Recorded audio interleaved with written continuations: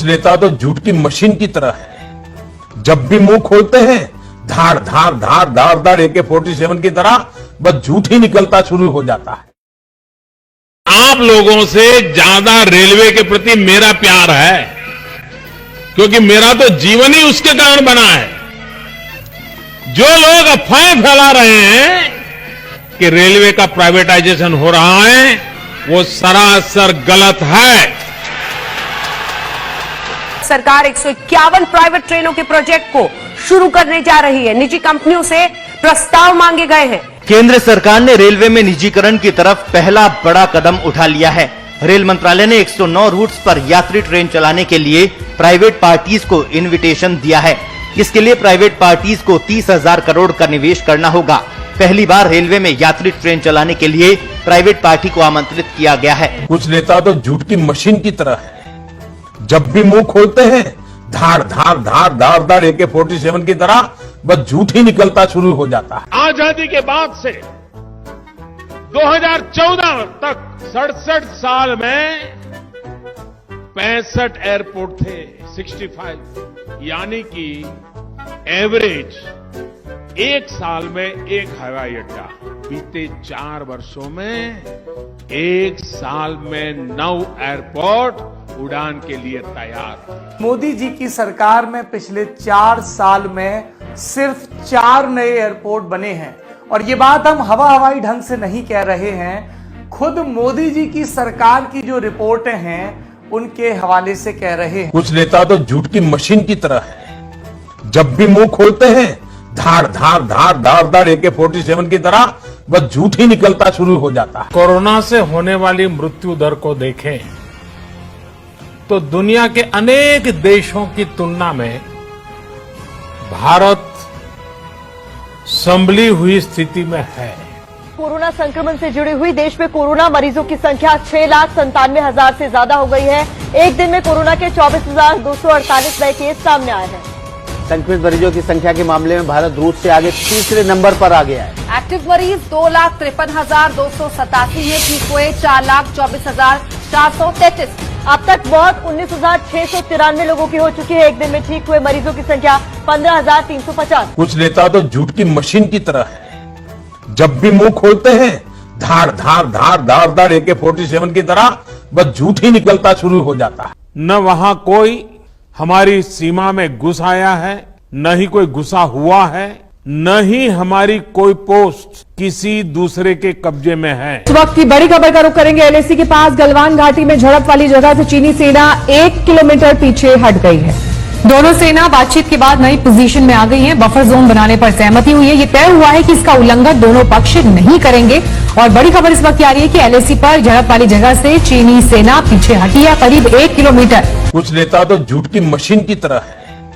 जब भी मुंह खोलते हैं धार धार धार धार धार AK-47 की तरह बस झूठ ही निकलता शुरू हो जाता है। भाइयों बहनों, 50 दिन मेरी मदद करें। देश 50 दिन मेरी मदद करे। अगर 30 दिसंबर के बाद कोई मेरी कमी रह जाए, कोई मेरी गलती निकल जाए, कोई मेरा गलत इरादा निकल जाए, आप जिस चौराहे में मुझे खड़ा करेंगे मैं खड़ा होकर के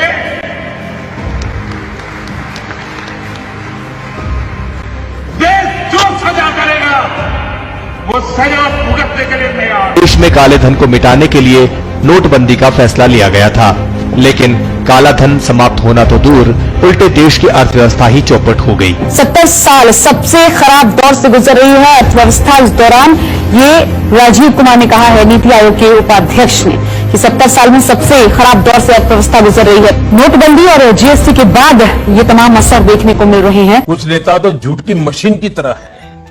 जब भी मुंह खोलते हैं धार धार धार धार धार AK-47 की तरह बस झूठ ही निकलता शुरू हो जाता है। कोई कांग्रेसी परिवार का व्यक्ति शहीद वीर भगत सिंह को मिलने गया था।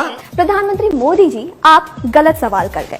जवाहरलाल नेहरू ने न सिर्फ लाहौर सेंट्रल जेल में भगत सिंह से मुलाकात की, बल्कि उन्होंने इसके बारे में लिखा भी। 1929 में जब भारतीय स्वतंत्रता संग्राम तेज हो रहा था, तो भगत सिंह और बटुकेश्वर दत्त ने अंग्रेजों का ध्यान आकर्षित करने के लिए दिल्ली के ब्रिटिश विधानसभा हॉल पर बम फेंका।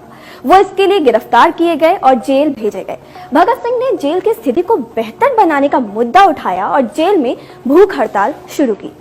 उनकी भूख हड़ताल अनिश्चितकालीन हो चली। तब 40 साल के जवाहरलाल नेहरू ने जेल का दौरा किया और भूख हड़ताल पर बैठे भगत सिंह और अन्य लोगों से मुलाकात की। कुछ नेता तो झूठ की मशीन की तरह है। जब भी मुंह खोलते हैं, धाड़ धाड़ धाड़ धाड़ धाड़ AK-47 की तरह बस झूठ ही निकलता शुरू हो जाता है।